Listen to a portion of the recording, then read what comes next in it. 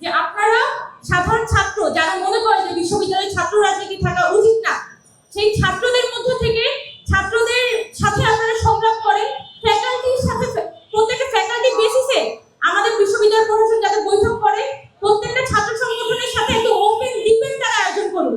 এই আজকে যেমন আমরা ওপেন কথা বলছি না, ঠিক তেমনি ঢাকা বিশ্ববিদ্যালয়ের বটতলায় বা ঢাকা ইউনিভার্সিটি জিমনেসিয়ামের যে মাঠ, সেখানে একটা ওপেন ডিবেট আয়োজন করা হোক, যেখানে জেনারেল স্টুডেন্টরা থাকবে, যেখানে ছাত্র রাজনৈতিক সংগঠনগুলো থাকবে এবং সকলে মিলে একটা ওপেন ডিবেট হবে এবং এই ধরনের ডিবেটের মধ্য দিয়ে ঢাকা বিশ্ববিদ্যালয়ের ছাত্র রাজনীতি একটা সুরাহা হবে।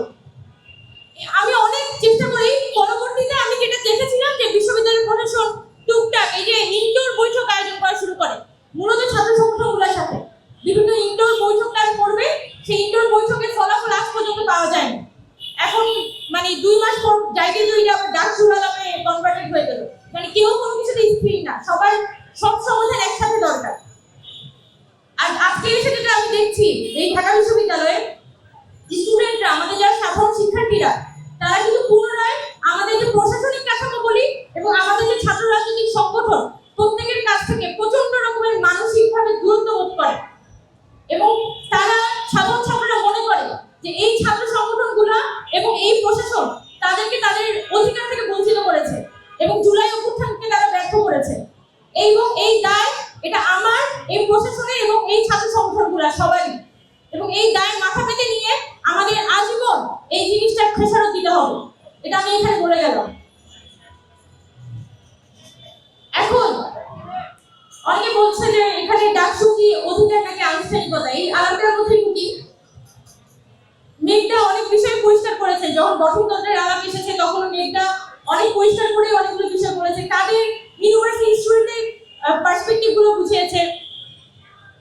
আমি এখানে বলতে পারি একটা কথা, যে যখন ডাকসু সংক্রান্ত সংগ্রামগুলো হচ্ছিল আমরা কি দেখেছি, যে প্রশাসন একটা বডি তৈরি করে দিয়েছে, সেই প্রশাসন কিছু ছাত্র সংগঠনগুলোর সাথে বসে এবং কোন ছাত্র সংগঠনকে প্রায়োরিটি দিচ্ছে, কাকে প্রায়োরিটি দিচ্ছে না, এটা তো আর বাইরে থেকে বোঝা যায় না। যেটা বোঝা যায় যে প্রশাসন শুধুমাত্র ছাত্র সংগঠনগুলোর সাথে তারা বৈঠক করছে, স্টুডেন্টদের প্রত্যাশা কি।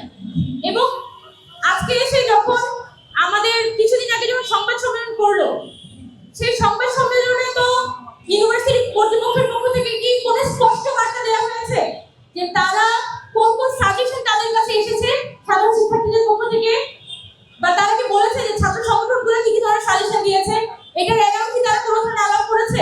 করে নাই। মানে কোনো অ্যানসার নেই, কোনো জবাব নাই। মানে জাস্ট এসেছে, এসে জাস্ট এইটা ভোটটা কোথায় হতে যাচ্ছে সেটাকে প্রকাশ কোনো বার্তা নেই। খুবই হাওয়ার উপরে তারা একটা ডাকসু নির্বাচন করবে যা বুঝতে পারছি।